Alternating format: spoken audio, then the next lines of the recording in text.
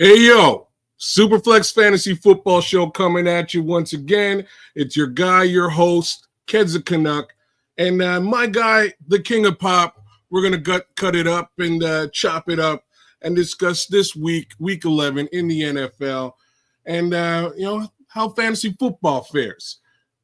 King of Pop, how did your weekend go? The King of Pop got popped again by somebody who's not even managing a team, but just goes to show you how strong you can stack a team, in fantasy. I also have how fantasy is, man. You expect your expectations go be damned. Ain't no need, and the expectations are for suckers out here, man. They're gonna do what they're gonna do. You got certain key guys, your core guys that put up most of your numbers. And if they don't do somewhere near the average where you need to be, it's just I hate losing, man. I really do, man. And I take that kind of personal, man. I shuffled that deck a couple times before the game started to make sure I had the right people in, and turned out that I didn't have the right quarterback in this week, man, and it cost me.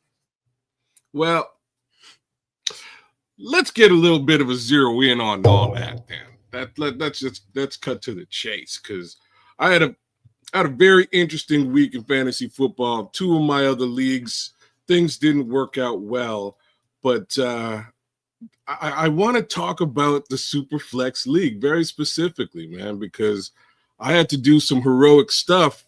I had to do some heroic stuff to get a win over Team King Booker World. So shout out to you, King Booker. King Booker is having a time, man. I feel for King, man. He's having a rough time. I'm going to tell you, King Booker had my number this week. He did. You should have straight up won this week. But if not for some masterful management by yours truly, things would have went the other way. So I just have to say, I had no business winning this. Will Dissly, I had to bring Will Dissly out of nowhere because my guy Sam Laporta was out. So I didn't really clue into that until Sunday. Because I decided to just, I had other things on the go. Looked at it on Sunday, flipped in Will Dissly, 18 points out of the woodwork, boom.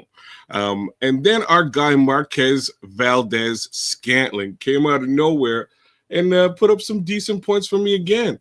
So I got no complaints about that. Again, two guys that we put the spotlight on. I can remember Will Dissly a few weeks ago.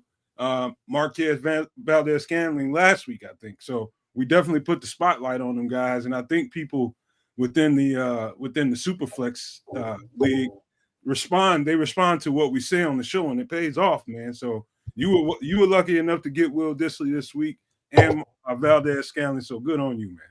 Man, I had to take my own advice. I went out there, hunted it down.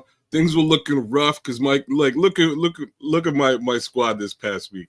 Everybody else is on bye, and Laporta's hurt. So trouble's a brew. I had to go and find some other things, and Will Dissly was the guy, and so was Marquez Valdes-Scantling. So it worked out for me. Okay, let me look at your receivers, man, because if you don't get, because I'm in that market for I'm gonna see what we can do to make this trade. I'm gonna see if I can get you Justin Jefferson for Jahmyr Gibbs, and see if we can do that, man. Maybe I'll kick in something in there with it. We'll see about it. But you're gonna need them receivers, man, if you're gonna win it all. I got those galore.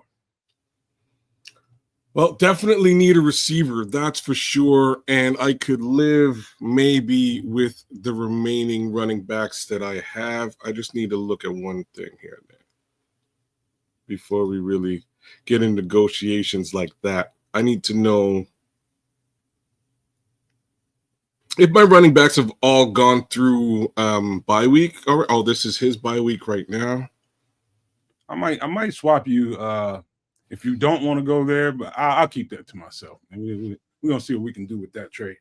All right, we'll see what we can do there. I think there may be an interesting trade. But yeah, just wanted to say to y'all, the moral of that story, anyways, is management is key. Like that's this is straight from the mind of King Booker Worlds. I just realized that I lost. I thought I won. Good comeback, kid. My team is hillside landfill trash. Hilarious. That's so funny. But James even Hunter, one of the No Maniacs is chiming in. James Hunter is chiming in. He's saying, "Hey, No Maniacs been lurking. Just do not have much good to say about the Bears lately, man. You know what?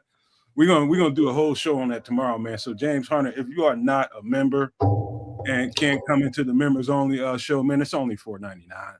Just grab it up, man. $4.99. I'm telling you, tomorrow's show is gonna be good. We're gonna talk about several things. One of them being, I think we brought in I think his name is Terrell Edmonds, Tremaine's brother, safety. He was a first-round pick for the Steelers, and I think they cut him because basically he was coming into his contract year. And so I'm going to break down in that and tell you guys why that's a really good pickup for us, for the reasons being schematics. He played in. They cut Tremaine's brother? They cut Tremaine's brother. He was out there, man, and they brought him back a couple months ago and then released him again. But you know, that's neither here nor there. If they sign that guy, I'm gonna tell you guys in some extra sauce why that's a good signing for us, schematics wise, and he'll be playing in a different kind of role in a 4-3 versus a 3-4, and it's all in that right there. It's all in the schematics, and I'm gonna break all that down tomorrow. So jump in, James. It's only $4.99 a month. Grab a membership. Hey, Cliff, good to see you, brother. Always good to have you on the show. What does your squad look like, man? What does your team look like? Let me know. Throw that in the chat. What up, Cliff? Cliffy. Yeah. Cliff, like I just ate this time, Cliff. You ain't gonna make me hungry today. You know what I mean? Like every time we're chopping it up with Cliff got some of the best recipes out there. He's always eating good. But yo, best manager, just wanted to say, just wanted to pick up my chest a little bit more, as we would say. Best manager for the week. That was just on some very serious, take your own advice business. And I was able to pull one out. And my team's hurting. Like, y'all can see the squad. I'm going to war with Alec Pierce and Demario Douglas as my starting wide receivers this week. That's not a good scene. All right, just to start things out. Anyhow, give myself a little bit of that what else? Iron Mike Sharp love. I didn't even see all that. You got best manager. Booker got worst. Yeah. Oh, golly. I'm glad Booker ain't in here, man. He ain't feeling that.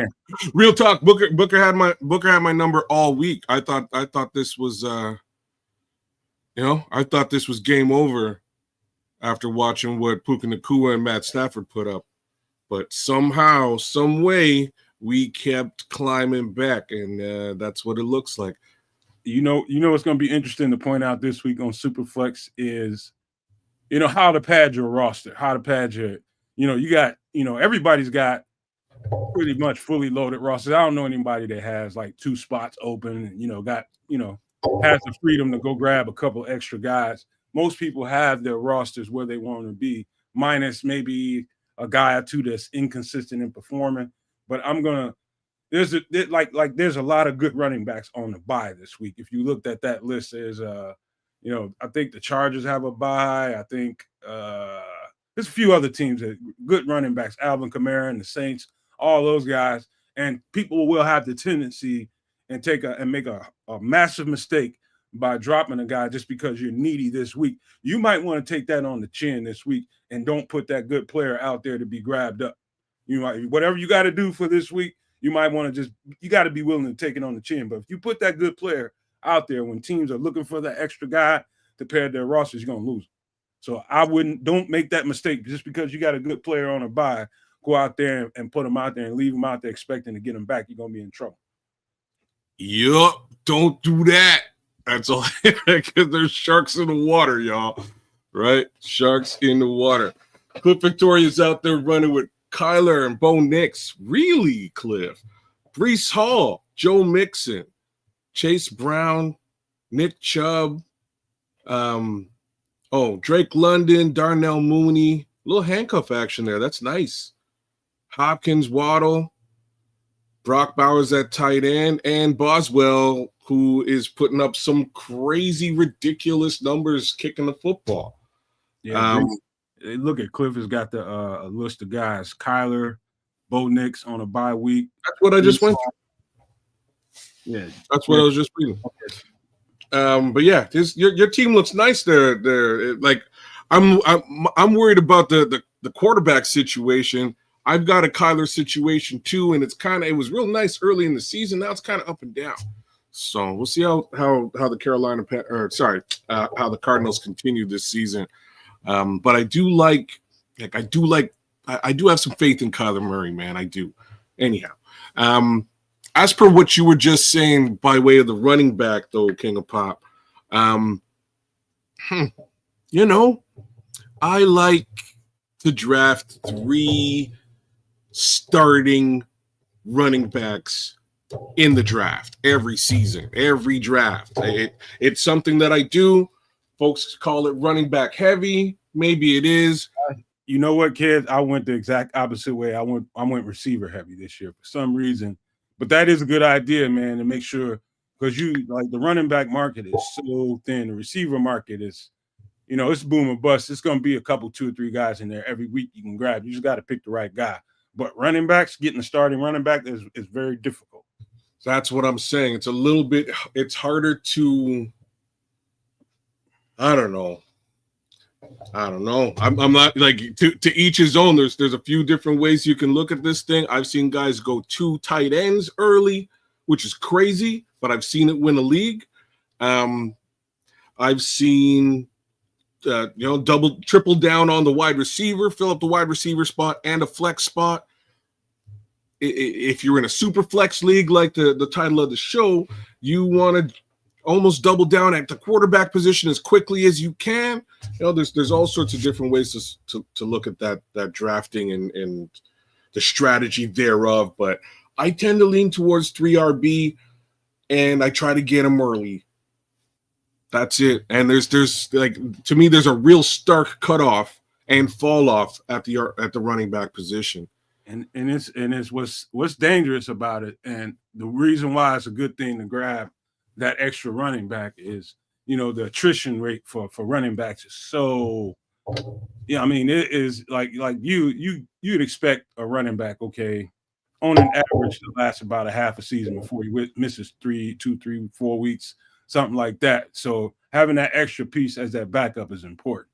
But so far so good, and knock on some wood, haven't had big running back injuries so far, so that's a good thing.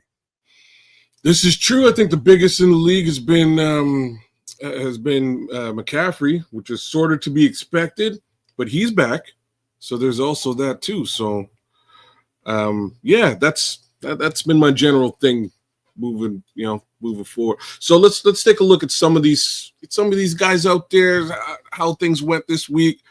Tight end position was a major position of fluctuation, mainly because guys like Sam Laporta were hurt and or out. A fair amount of bye week last week. I think we're coming into a similar situation this week too. Our guy Taysom Hill came out of the woodwork and destroyed fantasy football. This guy's just, this guy kind of legendary, man. He's kind of legendary. Comes out of the woodwork sometimes and puts up like a redonkulous game like this, and then he'll go back into mediocrity directly after this. They probably won't use him at all. But what's interesting about this? He was pretty much he was nil the entire season. The minute they got rid of Dennis Allen and changed the head coach, pop off goes Taysom Hill. So that's got a little bit to do with it. You got to consider that. Well, see you, Dennis. I guess that worked out for Taysom, if anybody. But, my guy went off. The worst part about it for me personally is I just finished telling you guys that my guy, Sam Laporta, was hurting, and I kind of needed to go and find a tight end. All I can say is he was not – it looks like Taysom Hill was actually drafted and rostered elsewhere. So I didn't have direct access to him. So I'm not super mad. But anyhow, my guy went out there and killed it. 58 points this week. 55% of snaps coming from a 40% snap share more recently. At least he's on the field. 10 targets this week. Crazy. That's a lift from 2 targets the previous week. 8 receptions, 50 yards receiving, pretty solid. 5 yards per catch. Well, we fumbled too. Like, my guy was all over the map, and he scored a touchdown. Like, I don't know. It's like they designed the game plan around him. But here's Deuce saying he solves Carr's red zone issues. I didn't know Carr was having issues like that. But if you got a piece like that, it just tells me that he was in the doghouse with Dennis Allen for some reason, and this next guy comes up and, you know, pretty much say, we got this nuclear weapon here, man. We better use him if we're going to do anything. Well, seemed to work. I wonder if that continues. You think it continues, King of Pop? Let's get your take on that. Oh yeah. Whenever you bring in a new coach and they design a game plan around a guy and he puts up that kind of production, you can expect that they'll design, you know, the next several playbooks around what he can do. You know, they'll put him in and out of quarterback again. He'll play tight end. He'll play running back. He'll play some receiver. Like that's the defense's worst nightmare. That's, you know, if the guy that they have as interim coach wants to keep his job, he wants to stay on as head coach, you better use that son of a gun. You know what I mean? You better use him often, because if he can put up that kind of production, he can possibly put you in the catbird seat. So, yep, ladies and gentlemen, Taysom Hill. All right, like this guy, he's that kind of guy. You're probably right. They've got to do something a little bit different moving forward. Damn, King, I'm glad you missed the beginning part of the show. Hey, King Book, I'm sorry, bro. I'm sorry. Hey, man. So, yeah, the Saints are on bye week. My guy Deuce One Effects is saying the Saints are on bye week. He's dead. He's 100% correct. You know, if you got Taysom Hill, hold him down. If you can find Taysom Hill, grab him potentially for the following week. I think he'll come back and be a big part of this Saints offense, mainly to keep, you know, the guy who just replaced Mr. Green, right, in employ. So that's my thoughts there. But yeah, that's by the way, Cliff, I would not drop the Bears D right now. Number one, and definitely don't drop Mooney. I know Mooney's got an ankle or something going on, but definitely don't drop Mooney. Do you have two defenses, Cliff, or just one? I got lucky, man, this week. I scooped up the Rams defense and put them in on a whim and got 11 points out of them. Not bad. This Washington defense is a little bit questionable. I see them trending up here, sleeper, but I wouldn't believe it if I were you guys. Not going to suggest the Washington Commanders defense to you. I think you would be mad at me if I did. So there's that. Wait a minute. They're going up against the Dallas Cowboys, which is probably the shakiest team of football outside of my favorite team. I don't know what you do there. Maybe you do run with with the Washington Commanders defense if you need a defense. Cliff. Wait, are they going against Dallas this week, you said? They're playing Dallas. That's what I'm saying. God. Division rivalry case scenario. Important to keep in mind. These guys as a team are trending up. The defense is playing well. That Dallas had 3 linemen get hurt. Hey, shambles, man. I mean, we know all about hurt offensive linemen. Hey, dude, and they got Cooper Rush, who is not known as a very mobile guy. He can move a little bit, but yeah, I'm taking that Washington defense. I'm just saying. I mean, as far as defense is concerned, that might not be a terrible look, and that's probably why they're trending up so heavily. Given the way things have sort of been trending in Dallas as of late. And I feel for the Cowboys fans. Under normal pretenses, I don't. But it just sounds like a story I would tell other people about my team. Jerry Jones can kiss my black hind parts, man. Oh, my goodness. He don't like Jerry Jones. Don't like it. And Jerry Jones saying, that's okay. He's throwing money. Throwing him what? It's okay. They're not going anywhere, man, until he's not there no more. And Only way he's not there no more is he sees the graveyard. But they're going to struggle as long as he's there. He doesn't know what he's doing. That's okay. Jerry got enough money to pay somebody. Will he, though? We'll see. He'll continue down that road. Yeah, sounds like Jerry to me. Jonnu Smith. What kind of a week did Jonnu Smith have this week? Holy smokes. Decent week. Okay, so like, in Tua we trust sometimes. Tua's back, and that's what he's putting up with the tight end. I'm not sure. Go ahead. No, I was just going to say why Jonnu Smith is important right now when you're dealing with the Miami Dolphins.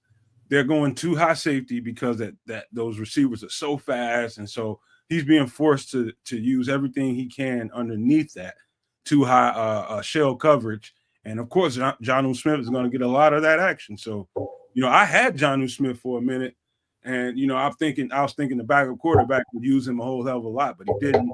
And I let Jonnu Smith go. Now somebody's got a gift out there. Book of the King.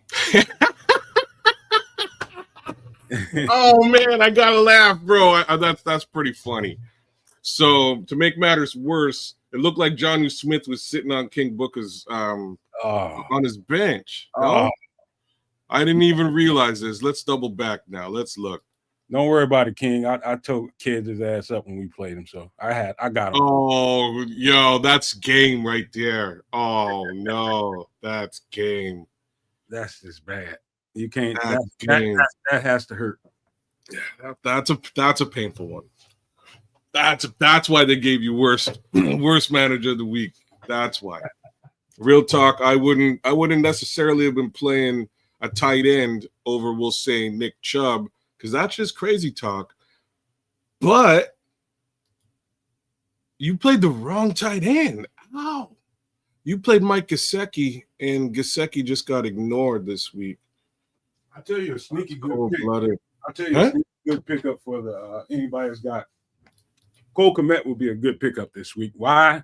It's because of the way Brian Flores designs that defense makes the quarterback get rid of the ball fairly quick, and that's going to always favor a tight end, running back, in that kind of situation. So if you got Cole Kmet, or if you can get Cole Kmet, he's the only real viable tight end that we have on our team. So on the Bears, but yeah, Cole Kmet should be a good play this week. Okay, I don't. It makes sense. I would love to see our guy get him more involved, and I mean Thomas Brown initially, but at the same time, I'd like to see Caleb Williams targeting Cole Kmet more specifically because Cole's getting open, man. I got to say, I'm watching his games. He's getting open. He's available. Get them 7 yards and see what he can do to get a couple more. But anyways, I think that's a good look. Another guy I wanted to talk about today, Jerry Jeudy. It is exactly as we said it would be, Nomad. You know what I mean? King of Pop. It is exactly how we said it would be, right? Jameis Winston starting. He's the quarterback. Balls are all over the sky. People are coming down with them. Sometimes it's these guys, right? So Jerry Jeudy, 36 points this week. Rostered now in 68% of leagues, started in 35. See how that went up starkly? I wish I took pictures because this thing was a heck of a lot lower a little while ago. One thing you can count on with Jameis Winston is ball distribution. You give a turnover or two, you won't hold that against him because he's targeting the guys that need to be targeted, and they're gonna put up decent numbers. Jerry Jeudy, my guy, what's his name? I can't think of his name. Cedric Tillman. He didn't have much this week because Jerry Jeudy got it all. But from week to week, Elijah Moore, what did he do? He did great things, and that's why I'm pulling him up. It's happening over there. It just wasn't Tillman's week, and I'll be real about this. Elijah Moore's a very talented wide receiver, and so is Jerry Jeudy. I don't know where Cedric Tillman came from. I'm not familiar with his line of work. Just being the realest guy. To me, the two more talented wide receivers on this team are this guy and Jerry Jeudy. So, folks have sort of been looking specifically at Tillman. Tillman had a fantastic week a little while ago. I don't know how this is all going to break down, but all three of these wide receivers, in my opinion, at this point, are usable. This guy's only rostered in 20% of leagues, started in 7, put up 18 fantasy football points this week with 8 targets. And let's just look at the trend. A low of 6, 12 targets, 9, 8 in consecutive weeks. That's pretty good since Amari Cooper's gone. This guy came down with 6 of those 8 targets, 66 yards, and a touchdown. That's pretty much the kind of production you want from anybody. Edward, what's popping? What's Eddie saying here? Saying, should I pick up Jennings from waivers and start him at a flex and keep DeAndre Swift at flex? If you got DeAndre Swift at a flex, you're doing good. He's talking about Juaun Jennings, I believe. Yeah, Juaun Jennings is like the only strong, reliable receiving option that Purdy has right now. And Purdy, I think, is a little nicked up right now. So they might be looking at the backup. But, you got a beat-up Deebo Samuel that is a shell of himself right now, looking at some of their highlights. And no Brandon Ayuk, man, I'm glad I picked that guy up. Juaun Jennings is a great pickup and start. That's a guy you definitely want to put on your roster. So I don't know. I would play DeAndre Swift this week at flex. I'll be honest with you, and I'll say two more things. The first thing is, given what I sort of said earlier today by way of draft strategy and me looking at 3 running backs, I tend to play 3 running backs over wide receivers. It might be crazy. I tend to play running backs over wide receivers on holy smoke. Say that 3 times fast. I tend to play running backs over wide receivers frequently. And the reason for it, ball distribution. If you have the lead back in any given situation, they're going to see at least 16 touches at the very least. What they do with those 16, your guess is as good as mine. That's kind of how I look at it. They should be good for about 16 points a game, more or less. You might get better. I tend to run with the running backs every single time. That's my 2 cents. I would definitely go with Swift. I'll also say by way of the Chicago Bears, Thomas Brown wants this ball run. It's going to be tough running against the Vikings, though. Their run defense in this is okay, but if you got the right stuff dialed up to really attack them on the edge and things like that, you run right at them. You have to get that blocked up right. But I think they have the number 4 run defense in the league. But they're holes. I was on the bike today working out, man. I was looking at them. You can run the ball against them. It's just you got to have the right run plays on at the right time. Like just trying to constantly pound them right up the middle of the defense. They'll just stuff the gaps. You know what I mean? You just have to have the right play call on at the right count, right down and distance, call the right run call, basically. There you have it, Ed. That's our 2 cents on the situation. You got a little bit of love from Clip Victoria in the chat as well.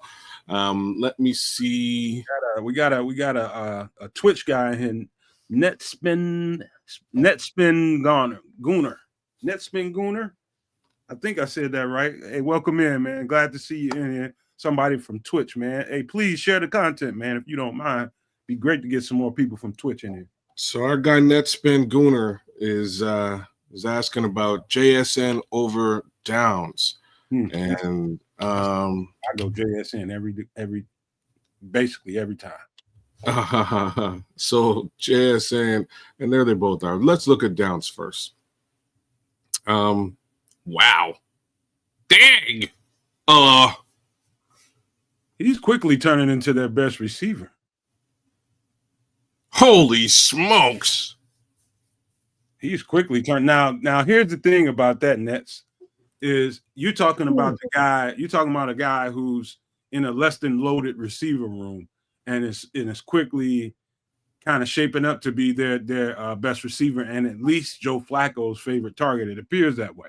number one, versus JSN, who's got other guys there like Metcalf and the other guy, number 16, who I will say Geno does distribute the ball well. When you're talking about overall production, I have to take back what I just said.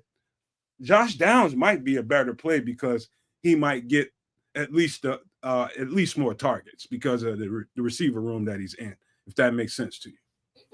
Alex Pierce is dope too. I don't know. Alex Pierce is a really good wide receiver, but these numbers don't lie. So when I'm looking at these numbers, I'm taking into account Anthony Richardson in weeks 1 and 2. Things didn't go very, very good. Couple more weeks of Anthony Richardson, but not terrible numbers during that time. Then you get the Joe Flacco situation, and now they're back to Anthony Richardson, right? So this week was Anthony Richardson back in the building. 19.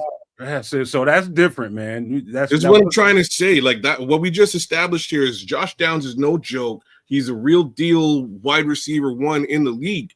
Doesn't matter who's throwing him the football. It's what we've established here. Just look at these numbers. And again, he put up a really good day in fantasy with only 5 targets.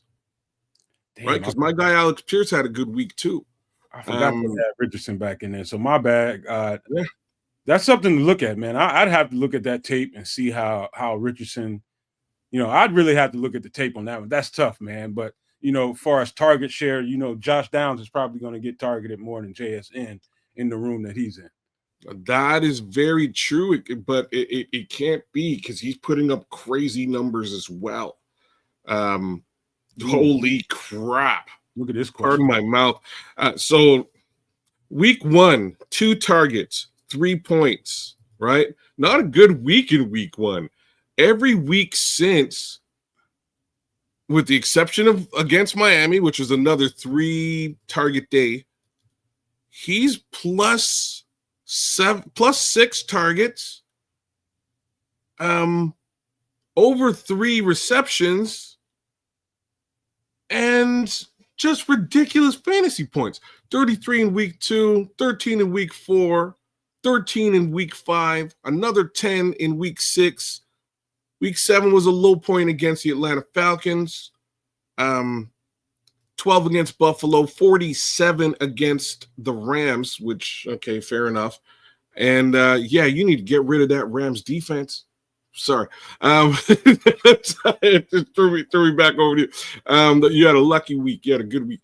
San Francisco, again, another 31 points with 11 targets.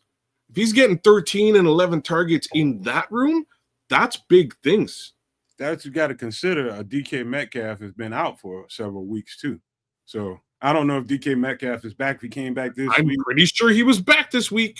I'm actually 90% after a bye week. I'm 90% sure he was out there. I think you got to always consider the injury list. Number 1, 2, who's he matched up against mostly? Are they going to use him a lot in the slot? They're going to use him out Z or X. All that kind of stuff is. I consider all that kind of stuff. Like if he's going against a poor secondary and he's going to be playing mostly out of the slot, then I'm gonna factor that in. But my guy Edward has a good question for you if you want to read that on. Second question, he says, I'm picking up Odunze from waivers. Should I start him or Worthy, who's going against the Panthers? Worthy. Without question, Worthy. Without question. I love Rome. I think Rome's probably going to have a good week this week. And you know what? I'm not so sure. This Vikings defense is a thing. It's a real thing. Might be a problem. But versus the weakest defense in the league potentially right now, I would definitely run Worthy. And Worthy is putting up numbers regardless every week with Pat Mahomes. So, yeah, that's a good look. Every week. Here's the thing, though. If you can get Odunze, it's a great stash. It's a great stash. But this week, if you're sitting with those two as your options, definitely play Worthy. But I'm gonna tell you why. If you decide not to go there, why it could possibly be a good pickup that week. It's because of the way Minnesota plays defense they're going to tack up in man-to-man, and Rome's going to get one-on-one often, and they're going to have some play calls on some hot routes for Rome Odunze, who's, again, is going to get one-on-one coverage a lot. He's going to have to throw some straight fly routes. He's got to try to beat them deep, man, because they're going to be tacked up one-on-one, and Rome needs to win. You got to teams like that, to get them out of those blitz packages, you gotta hit some deep shots on them. Caleb is not very good at hitting those deep shots right now. That's the only pause I would have, but eventually some of those balls have to land where they need to, and some guys are going to make some big plays. So Romo Dunze would be if you can get him in some kind of flex spot, be a good pickup for this week, because they're going to blitz him, and he's going to have to, basically throw a blind, 7 route to any of those receivers, and Rome could get a lot of those one-on-ones. All right. I'm going to suggest the opposite, but big ups to Cliff Victoria. Thanks for coming as per normal, my brother. Always good to have you, my bro. Respect.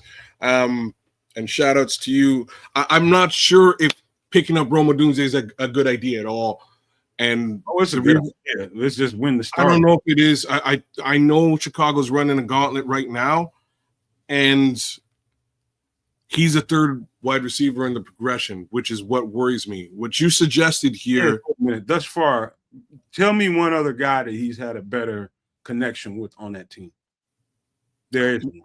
I'm not gonna argue with that. Like, you've given some really good reasons why you could pick him up, and that's reason number one. That connection is actually real, and it's a question of whether they allow him to exploit it. I'm not so sure they will, because they're paying one guy a lot of money, and the other guy is Keenan Allen. So I don't, and that's kind of how it's been all season. But when he gets targeted, he gets catches, and they produce. Well, don't give him bad advice. Don't tell him not to pick up. Definitely pick him up. I don't know about that. I might suggest a good pickup, man. I might suggest you leave him, and the only reason being is they're running a gauntlet over the course of the next few weeks, right? So Vikings, I think we're back up against Packers again. No, sorry, San Francisco. Well, we can get back to it, man. You got Seattle. There's some tough games for that team coming up, man. So I love the Bears and all that. Edward is asking thanks. Last question. Should I start Knicks or Baker? Both are going against terrible teams. New York Giants and whoever's going against Vegas, start that guy. Start those dudes. Much worse defense. Whoever's going against Vegas, that's your better matchup. Wow. I like Baker Mayfield this season, and that's the quarterback that I would run with. That's my 2 cents on that. I think that this is a year. This is a football year that Baker Mayfield has always wanted in the NFL, and I hope it continues favorably for him.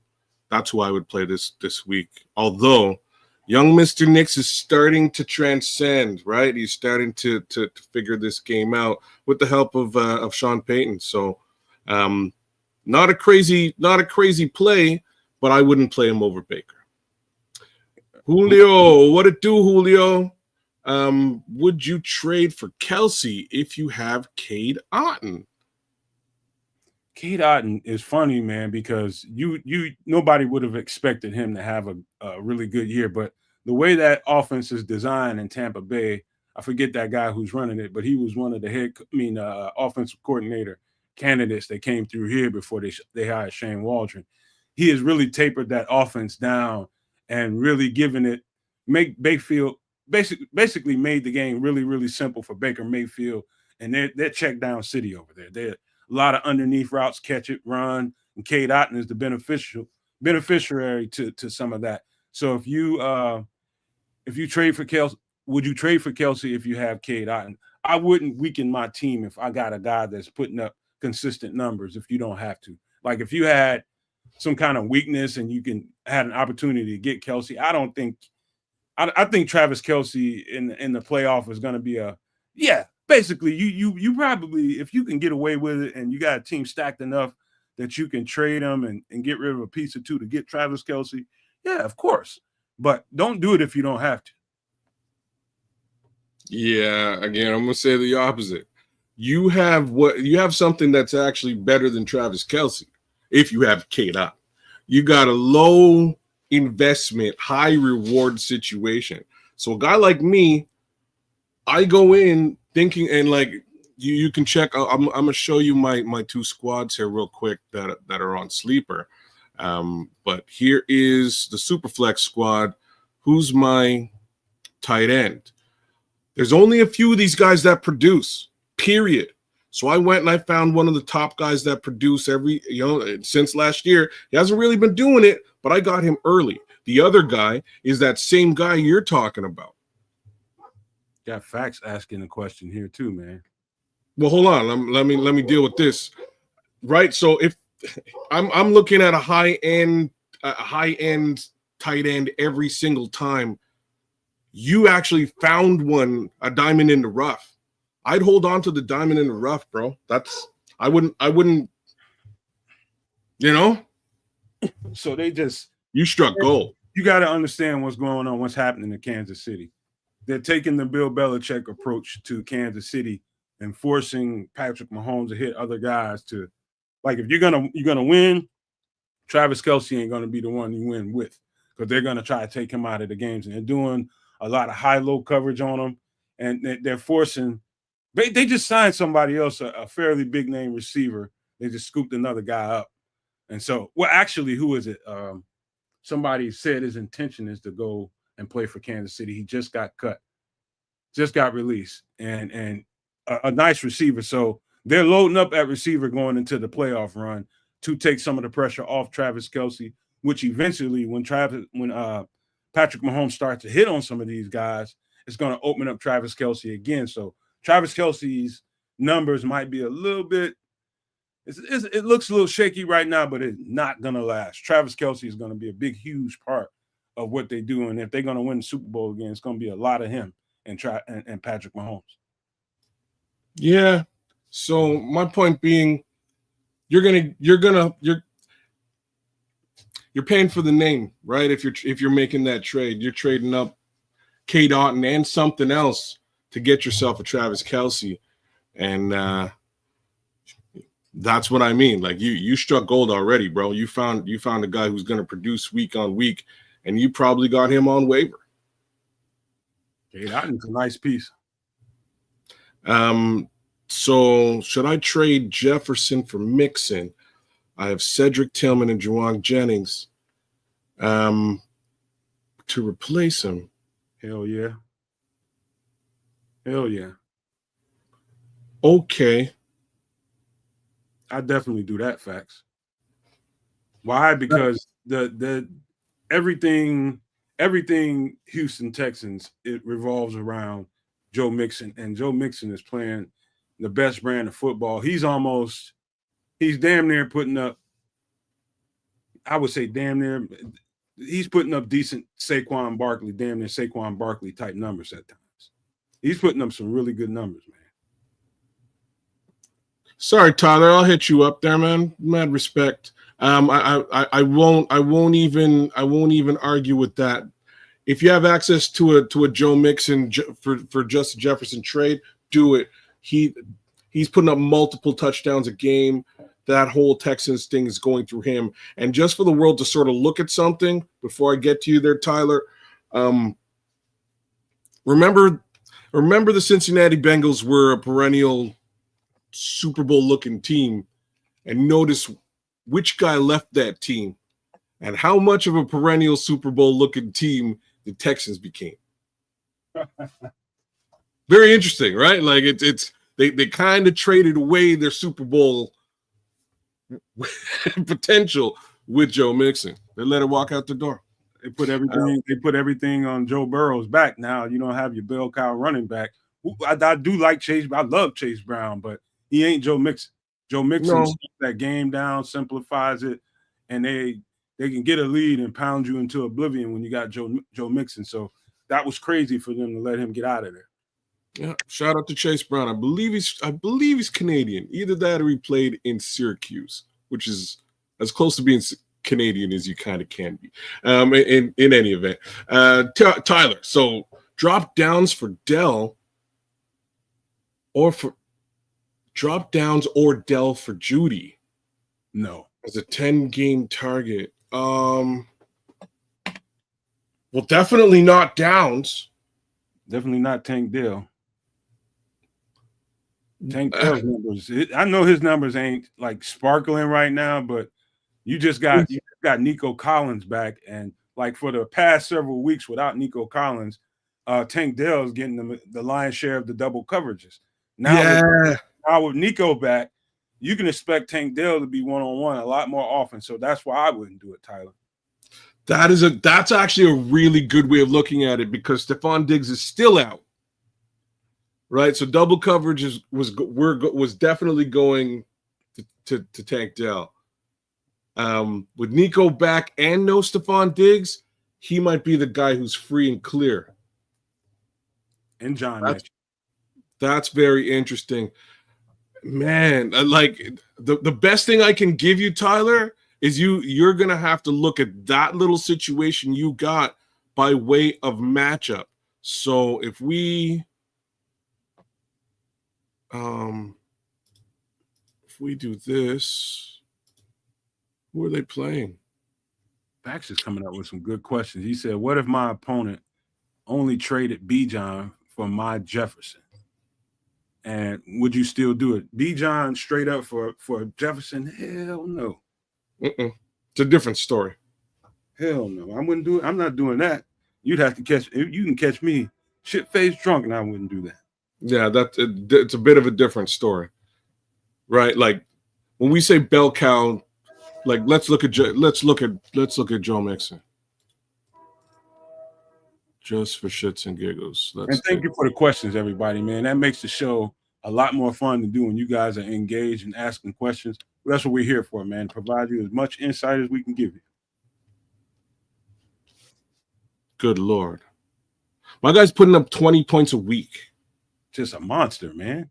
It's crazy numbers, right? Like I needed to show you guys that. 20 points a week speaks for itself. Guaranteed 20 points. I'm going to also say that this guy is probably putting up 20 points a week too. Pretty darn close. But he's pretty good for 20 points on most weeks. Right, so that's kind of what you're looking at. It's a 6 of one, half dozen of the other situation. I am gonna say though, the Texans have a bye in week 14. Yeah, so watch that. Okay, so watch out for that. Saying Bijan is also putting up 20 a week. Where's Bijan Robinson? Let's just look at that. Boom. So Bijan Robinson, pretty darn close to 20 points a week, too. Good numbers. Bye week this week. So that's why they're trading you. Either one of those guys. Bye week is this week. You can't play them this week. You got him for the next couple of weeks. It's up to you if you want to lose out on your Justin Jefferson this week versus like he'll probably have a soft week this week. I'll just say that. But you would be getting decent numbers from him regardless this week. This guy's sitting. Deuce is asking, should he play Juaun Jennings or Jacoby Myers? Man, Juaun Jennings is like the only reliable receiver target that he really has. He's got other guys around him, but Juaun Jennings you can tell he's the guy that Brock Purdy trusts. That guy's going to get the lion's share of the receiver targets, man. So over Jacoby Myers, they hardly even throw the ball, man. I don't trust. I know a lot of people get high on number 10 in New England. I ain't that high on him yet. I don't think he's what everybody wants to jump to the conclusion he is. And I'm just saying, I think Juaun Jennings is a much better play. Much, much better. There you have that. So I think the key here is actually just when the bye weeks are. So keep your eyes peeled on that. If we're talking about Deuce's situation, quick and dirty Deuce. San Francisco offense over Las Vegas offense every time. I don't know what's going on over there, but I do trust Kyle Shanahan. Right? About that simple. Brees, Mixon, and Chase Brown have me loaded at RB. Oh, word up. Are you guys worried about Burrow ROS? What's that? I don't know. But I think he's trying to get at that they're getting ready to not make the playoffs. Oh, His schedule for the rest of the year is pretty rough. And I wouldn't bet against Joe Burrow for nothing, man. I think rest of the season, that's what ROS stands for. Rest of the season. No. They're gonna fight like cats and dogs, man, until they're gonna claw and scratch until somebody tells them you're out. You know what I mean? Until they're out and officially out, Joe Burrow's gonna come with it. And the rest of those guys are too. Notice who my starting quarterback is in both of these leagues. Joey B for the win. And I'm telling you straight up, I've run with Joe Burrow almost exclusively for the past 4 years. And he's one of those guys you can get relatively late in drafts. He's not a first or second round guy. You can get him in somewhere beyond the third round. And he always shows up, always puts up redonkulous numbers. And what makes things even more redonkulous is I somehow was able to also sneak my way into a Jamar Chase draft, which is just crazy. So again, shout out to the Bears Podcaster League. I'm in there. We're doing it big with Joey B. I say Joey B is your guy. Rest of season, if you have him, I don't see anybody being able to upgrade. Like, if you can upgrade out of Joey B for somebody better, you're a negotiator king, right? Like, you're a serious guy. Better be Lamar Jackson. It's either Lamar Jackson or it's Lamar Jackson. Maybe it's Lamar Jackson. You know what I mean? I'm like, that's. You're not getting much better than Joe Burrow on a weekly basis. You know who like, and I have to say it now. You know who might be like that guy though? And he's available in this league. Would you believe that? I'm just looking at his numbers today. And if this stuff isn't serviceable, I don't know what serviceable is. Don't forget, man, we got a couple of guys on the thumbnail that we didn't get to. Cooper Rush and Nick Akeem Westbrook Akeem. All right. Let me look at both them guys. Cooper Rush. Yeah. Why is he a good play? Let me jump right ahead of you and say this. Why is he a good play?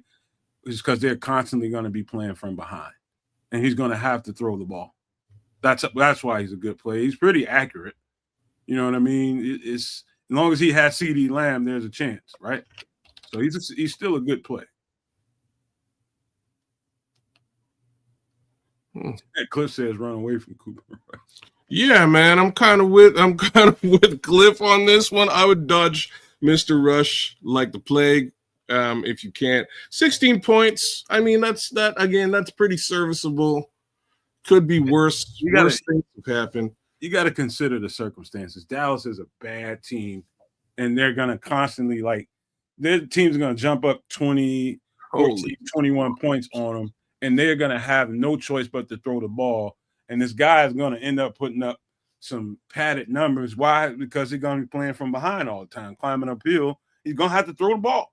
That's just the bottom line to it. He's going to have to throw the ball. And if you have a quarterback, fluctuation on your team, you might get lucky and find you a diamond in the rough. I mean, they're not going to win no games, but this dude can put up some consistent numbers because they're going to be playing from behind all the time. That's the main thing I would think about. All right. So for all of these reasons, Jameis Winston is worth a pick. For all the same reasons, Cooper Rush is a guy that I would dodge like the plague. I don't know what to tell you. And the reason I'm saying that is it's got more to do with with sort of the future look of his wide receiving core. And my guy CeeDee Lamb didn't have a great day. I think it's still an 18-point day for CeeDee Lamb, which is average for him. Like, he's a 20-point monster as well. But numbers are a little bit shaky now. They're not as clear-cut as you would think as far as that offense is concerned. This guy put up 55. Like, look, I'm highlighting 55 attempts this week, which is pretty crazy. So yeah, you're probably right. If he's chucking the ball 55 times, there will be some yardage to be had. I'm just gonna say, like, you're like, make a trade. Oh, you might not be able to make it in some leagues. Trade week is over. I'm just saying, like, if you got to Cooper Rush it, bro, I'm worried. It's all about the question. The main thing is the big picture. Is he a good pickup? Yes. One, is he a good start? Depending on what week they have. Like, they're running into like a Vegas or something like that. You know, a team like that, definitely play him. He's gonna have to throw the ball, man. He's just gonna have to throw the ball. That's just all it is to it. And you're gonna end up, but as a byproduct, that guy's gonna put up some decent numbers, and some people are gonna be pissed off that they didn't get him.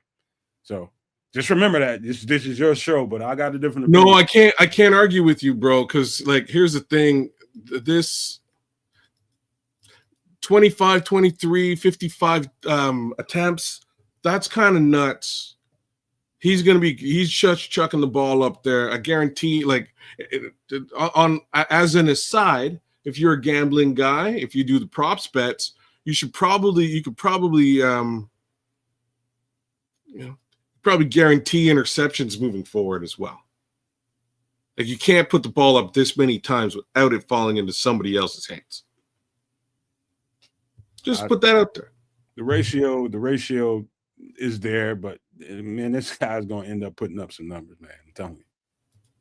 And you were talking about on the wide receiver train, this guy. Now, what was his point total this week? He's trending up. Well, like, I'm confused. I'm confused as to I'm confused. All right, so he's very average, and I mean that because he's not getting targeted frequently. So what's happening right now is he's proving his worth, his value, with and through low targets and low amount of opportunities, which says a lot for Nick. All right, that means Nick is sort of shining beyond the opportunities being given. 20 fantasy football points this week, 85% snap share, 6 targets, 2 receptions. Holy smokes. 2 receptions, 117 yards. That's pretty crazy. Well, right? Let me explain that a little bit. I was looking at that. I was looking at their stuff before the show, too. I was on the bike for an hour, so I got to thumb through a bunch of information before we came on the show. You know, those numbers are ballooned because he got one big bomb from the quarterback. Well, I forget his name, Mayo Coffee guy, whatever his name is. Ridiculous bomb, and he broke out for like 60, 70 yards, and that was the bulk of his Here's what I found out watching them. They've been struggling offensively. Something about what they're running in Tennessee has made that quarterback struggle, and everybody around him is affected. For some reason, these last couple of weeks with that quarterback in there, they figured out something, and you could see that things are starting to click. Why? It's a reason why I put him on the thumbnail. If they continue down this road, clicking the way they did these last couple of games, I see his target share going up. I think he'll double the production that he's put out so far with the 6 targets, 6 catches, however many it was. I think you'll see that double. And so I expect his numbers to go up, man. The quarterback seems to favor that guy for whatever reason. All right, I'm gonna look at some other things to corroborate this story, but this is interesting. My problem with it is just the target share. All right, that's my only issue with Westbrook Akine. let me take a look at Will Levis. Let's look at Will Levis. They figured out something, man, but the offense looks like it can function versus when we saw them in Chicago and we played them, it looked like they couldn't get anything done, man. But it looked something's worked out. They worked out something, and you could tell Will Levis is flourishing with whatever they're calling, man, because he's finding this guy right here, Westbrook-Ikhine. He's getting Calvin Ridley too, but Ridley's getting a lot of double coverage, so it's hard to get to him. And so these are the things that you got to consider when picking up a guy like that. Okay. Treylon Burks is a no-show. How did that happen? I think he's just in the wrong system, or people overvalued him. One of the two. No, he's good. He's a good wide receiver. He showed us a bunch of that last season. Trade Justin Jefferson for Lamar and Jackson Smith and Jigma. Yup. Who's your quarterback, bro? Arturo, what it do? Who's your quarterback? Tell me. Let me know. Do that shit. Yeah, sounds like something I would do. I also need to know who your other wide receivers are. Put that in the chat. I'll give you my 2 cents on the deal. Will Levis might be a thing. We talking about. Go ahead. I know. But I had to sort of look at Will Levis here. If this is a thing, then this has to be a thing, and it is for 2 weeks running.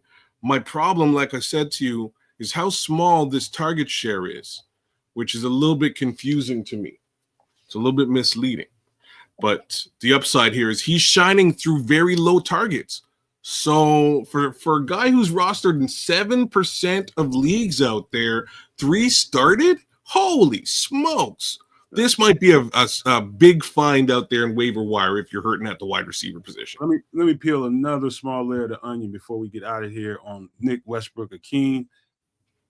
One thing you have to understand about what's going on with the Tennessee Titans, they figured out that you can really blitz these guys and make this quarterback uncomfortable. So teams are just sending the kitchen sink at Will Levis and basically banking on the fact that he doesn't know how to make the right play. He won't make the right play, and he'll turn the ball over. And, for the last couple of weeks, he's been hitting. And so Ikhine is one of those guys. Ikhine Westbrooks is one of those guys benefiting. Will Levis has got a rocket of an arm. And when he hits those guys, it's going to be for big, huge yards. And it's going to happen often until he can do that consistently, which he hasn't. You can't say 2 weeks in a row is consistent, but until he puts up 4 weeks in a row of he's finding deep shots for guys like Westbrook-Ikhine, then they're going to keep coming after him the way they've been coming after him. And so that's why I think Ikhine is going to be a nice pickup for somebody on a flex, man. He's going to put up some numbers that I don't think a lot of people see coming. So that's what's happening to Will Levis until he gets the defense off of him. He's going to get showered with all kind of peppered up blitzes and stuff like that. And so if he can hit those guys, he's going to hit them big. Yeah, so I would say dodge Will Levis, maybe use this week as the Will Levis litmus test, much like we used the Houston game as the Caleb Williams litmus test. Test was we pulled it out a little bit early, so we put it back in, let it bake a little bit. See how he does against these Houston Texans. I can almost guarantee a loss for the Tennessee Titans, but let's see if Will Levis is able to put up plus 17 fantasy football points. If so, viable quarterback for sure. Until you said they were playing the Houston Texans, don't start either one of them guys. Yeah. So there is that factor too, right? So Houston is coming up here next week for Tennessee. Be wary. Their secondary is pretty decent. Okay. Yes. Adam Thielen trending up. That means he's back. Whatever you do, don't play Adam Thielen this week. He's Bryce Young's favorite target right now. And it's a good piece to have when you're struggling you only been there a couple of years and you've been struggling. You got that veteran receiver and everybody. You can just imagine in the quarterback room, in the offensive room, man, lean on your veteran receiver. Keep you out of trouble. You know what I mean? So he's going to target Adam Thielen. Well, unfortunately, they're playing the Kansas City Chiefs this week. So one more again, I would dodge that situation like to play. Hey, what a guanyaso. By the way, Arturo mentioned, you asked him about what quarterback he had. He's got Jaden Daniels said, and he's saying he might trade him. I saw that. Arturo, I need to know your wide receivers as well. Let me know who the wide receivers are, because right now I'm saying don't do that trade. And there may be a very specific reason for it. Yeah. Bye week 17, Lamar, week 14, Lamar Jackson. Pickens and Neighbors. No, you don't need no. No, Neighbors ain't doing shit right now. So he's trying to fill up that void. That's fine. He's got Justin Jefferson, so he doesn't like it's one. Oh, the reason why Neighbors was on bye week this week. He'll be back next week. It'll be 20 points. Neighbors is 20 points a week. Pretty close. Oh man, except they just shut down Daniel Jones and it's Danny DeVito world. Oh no. I'm in trouble with my Malik Neighbors situation is what I'm trying to tell you. That might be interesting, but I definitely wouldn't. You might be in trouble in the same situation. Keep Double J. Lamar has a bye week in 2 games. That's the difference here. Well, you got one more question from Brian V. He's saying golf. I think AR is Aaron Rodgers, Jordan Love this week at quarterback. The only question I would have, definitely not Aaron Rodgers. The question is, who's golf playing and who's Jordan Love playing? That's all in the matchup right there, Brian. It's all in that matchup.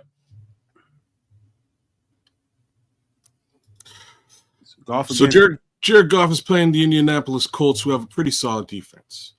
Okay, I would still take Jared Goff in this situation. Who's Jordan Love playing?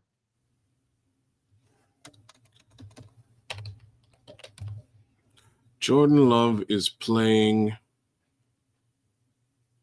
the San Francisco 49ers. That's going to be very likely a low output situation for Jordan Love. Oh, no, it ain't. That's going to be a shootout. There's always a shootout between them. That's going to be a shootout. I'd take Jordan Love because I think the weakness in Indy's game is the running game. I think they're just going to pound the shit out of them with Jahmyr Gibbs and David Montgomery, and Jared Goff will throw a few, you know what I mean? But that defense, for whatever reason, 4-3 cover 2 gives Jared Goff problems, and I know that because we play him. For whatever reason, that's a Fluce's leftover defense in Indianapolis. I'm going with Jordan Love on this one.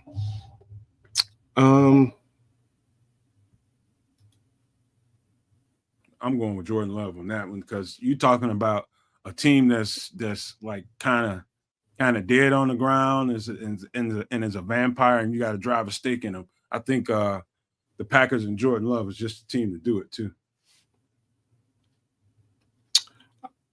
I can't. I have a hard time suggesting anything Packers. Sorry, but you're probably you got a fantasy show, man. You got to be objective, man. I'm being honest. I'm an honest man. I'm honest, right? But in this scenario, you might be right here. I don't know. Yeah, Jordan Love they're gonna drive a stake in him. I think Jordan Love will probably put up the larger amount. I have to agree. Yeah, it's not good. You got a nicked up offense in San Francisco. I don't know how bad Purdy is. Jordan Love is kind of rolling. I'm definitely taking that guy. It's just one thing. Goff is throwing too many picks. He hates the zone coverages, man. He'll throw picks, man. They'll disguise those zones and pick them off a lot, man. So he just threw 5 a couple weeks ago, man. I think he throws at least 2 or 3 in this one. I don't know, man. Telling you, man. And tape shows everything, man. He doesn't like the cover 2 and cover 3. He finds ways to mess that up, man. I don't know. He's not like that's a tough one for me. I actually, let me give you a piece of nuance in that. So if you watch Jared Goff enough, one thing that stands out when he throws the ball to where the receivers are going, right? And they kind of just run underneath it. And he doesn't really like throw like hard line shots and they have to stop and catch the ball and continue running. So he leads his receivers. That's almost the worst thing that's almost the worst kind of passer to have to go and face a zone-based defense, man, because when you're leading the ball, then you're basically throwing into cloud coverages and cornerbacks and safety start jumping your passes. So I'm telling you right now, Jared Goff might be okay that game, but I'd say that Jordan Love is easy to me the best start there. I don't know why we're looking at Aaron Rodgers. Because his question was threefold. He was also Anthony Richardson. Oh, my bad. See, he clued in. I thought he was talking about Aaron Rodgers. You got to look at that. That's dead. Like you didn't hear about Anthony Richardson this week, did you? Yeah, I don't see it continuing, man. That's until he shows me that 2, 3, 4 weeks in a row. I ain't believing it. Well, how about like 1 week and then he was hurt a bunch of times and then another week? Nah, not consistent enough. It's just boom and bust, man. Okay. When you got those two guys, yeah, you're definitely not going to play him. Oh, Lord. So, like, you're playing him against Detroit? I wouldn't do that. Hell no. All right, Brian, like that I wouldn't do. I wouldn't do that. I would go Goff. He would go Love. Either one, I think, will put up a decent amount of fantasy football points here. But I don't think I would play Anthony Richardson, which is crazy. Watch him have the bigger week, though. And the reason I'm saying that is probably because of his on the ground output. Right? Don't give Brian any false sense of hope there. Nope. Don't do it, dude. All right. Hopefully it doesn't come down to your quarterback situation. Put that out there. But yeah, that's couple of guys, couple of questions. What else do we got by way of trending situations before we sign out? Yeah. Like Roschon Johnson is not really something I want to talk about. He gets 0 touches, but when he does, they're for touchdowns. So keep that in mind. Javonte Williams, I believe, is he back or is he hurt? That's a good question. Oh, no, he played this week and he killed it, 18.7. And we were all over our guy Audric Estime last week. It looks like somehow Williams returned to lead and just killed it. What's going on with Sean Payton in this team? Okay. So he's a viable thing again. I always thought he was an awesome running back. So if he's available in your league, 78% rostered, 40% started, very doubtful. But Javonte Williams is definitely trending up with good reason. This guy's somebody to talk about. This guy's outscoring entire NFL teams. And we're talking about Chris Boswell, the Steelers kicker. Just putting it out there. He's putting up redonkulous numbers as a kicker. Crazy numbers. Look at that. 26 points in week 1, 24 points this week here against Baltimore. 14s and 17s galore out there. He's heavily rostered, heavily started. Just wanted to give a little bit of love to a kicker for once, because, like, who does that on a fantasy football show? Mike Tomlin and the way he coaches the team, they are just fine playing defense and not scoring any touchdowns and getting 4 field goals and beating you 15-0. Sounds like a Mike Tomlin thing to do, right? Don't want to do it, but who knows? Maybe I need a kicker soon. Who knows? Austin Siebert, he's doing quite well in Washington. So again, if y'all looking for a kicker, he's putting up some solid numbers, I have to admit. Keep your eyes peeled on the Washington kicker. If you need one, it's that time of year, right? It's that time of year where we're getting these bye weeks and, players are sort of going missing and you got to replace a guy here and there. By way of kickers, these last two guys that we just talked about make some sense. Jason Sanders as well from Miami. He's a guy that I've relied on in the past. Much shakier season than the last two guys that we pointed out. Mind you, Miami's scoring points again. So that means a little bit more responsibility for Jason Sanders. And as you can see, his numbers peaked right back up again. Any other interesting kickers? Chase McLaughlin. I've been rocking with Chase. Chase has had a pretty solid season as well. Basically 8 points a week for the most part, except for that one time in Denver. Who else we got to talk about today? We did talk about Geno Smith, Trey Benson as an RB. Like, this is the weirdest stuff for me. I expect more for Trey, so I'm not going to make that suggestion just yet. We talked about Valdez Scantling already. Cade Otton. No words about Marvin Mims, but it looks like Bo Nix is throwing footballs in Denver. Marvin Mims is a super solid wide receiver. Put up 13 points this week on 2 targets. I don't like the target share, so keep your eyes peeled. If these numbers start to raise a little bit, Marvin Mims might be a viable scoop up from the waiver wire. Right now, only rostered in 5% leagues, started in 1% of leagues out there. We did talk a little bit about our guy Romo Dunze. Holy smokes. Rome's getting targets though, right? So I made a little bit of a comment about Roma earlier on. The target share is worth noting. We're talking 10 targets in his past game versus the Green Bay Packers for 65 yards. Decent week, decent outing for Roma Dunze. He's getting above, for the most part, above 6 targets a week. That's a lot more than I'd actually really thought he was getting. Quite a bit more, actually. So maybe you do get maybe you do pick up a Roma Dunze if you need a wide receiver, but just keep in mind, these next few weeks, the going gets tough.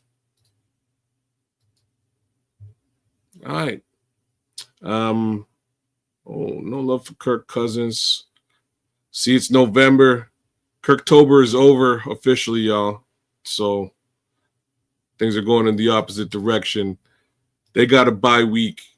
Pay attention to those buys. That's Atlanta Falcons. You guys have got Darnell Mooney out there and Drake London. I just saw that earlier today. Keep your eyes peeled. They got a bye week coming right at you. So make your roster moves accordingly. But I think this is part of the learnings in the conversation for the week before we sign off. These bye weeks are coming hot and heavy right now at you.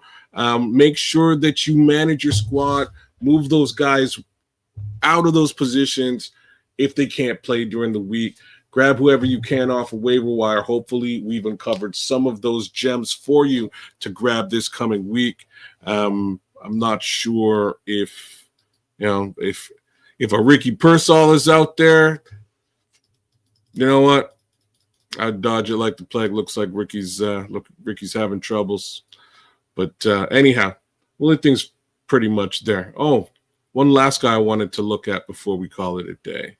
That's Deontay Johnson, who is now in Baltimore and did absolutely nothing for your guy in Pittsburgh. Guy comes home to Pittsburgh, wants to have a game, 0 burger. At least he got 2 targets. Which ain't terrible. Anyhow. All right, y'all. King of Pop, any words from you, brother? Nope, that's all out. I'm all out of bullets. Just want to give everybody, just make sure everybody that anybody in the show right now that can and is willing to grab a $4.99 membership to join us tomorrow on the members only show, some extra sauce, man. This is going to be a really good show. We're going to be talking about a lot, man. In particular, one thing in particular I'm going to break down, and I guess depending on what happens tomorrow early in the day before we do the show, the Bears worked out Tremaine Edmonds' brother, who is a safety. Of course, because we have Jaquan Brisker. It doesn't look like he's going to be playing anytime soon. So they need to make sure they have that gap plugged. And I'm going to tell you guys and break down why I believe that this is going to be a really good pickup for the Bears. The last two guys they only brought in one guy who was Ricky Stromberg. But if they pick up Tremaine's brother, I'm going to tell you why that's a good signing for us, man. So make sure you join that tomorrow, man. We might do some hip-hop and some other music while we're in the show.